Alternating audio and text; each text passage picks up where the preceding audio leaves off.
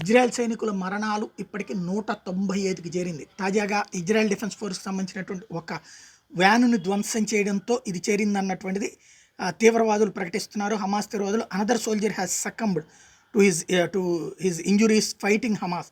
అల్-ఖసమ్ brigades in southern Gaza on January 20. The death toll of Israel's slain soldiers in ground offensive of Gaza has now mounted to 195. Meanwhile, Hamas released a video of its fighters opening RPG fire at Israel army vehicles in northern Gaza. Hamas fighters can be seen shooting at the vehicles from a close range while hiding in forests.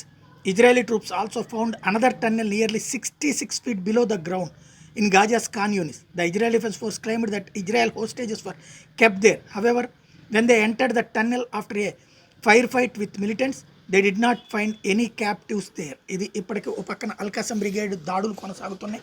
తాజాగా ఒక సైనికుని ప్రాణం తీయడంతో మొత్తం 195కి చేరింది మరణాల సంఖ్య. మరొక వైపున Hamas తీవ్రవాదులు ఖాన్ యూనిస్ ప్రాంతంలో 65 అడుగుల లోపలట కట్టినటువంటి సొరంగాన్ని కనిపెట్టినటువంటి ఇజ్రాయెల్ అక్కడ అడ్డుపడ్డ వాళ్ళని చంపి ఆ లోపల తమ వాళ్ళు ఉంటారు బందీలని వెతికింది. తీరా చూస్తే బందీలు అక్కడ దొరకలేదు. దీంతో ఇజ్రాయెల్కి మరొక ఎదురు దెబ్బ అయింది.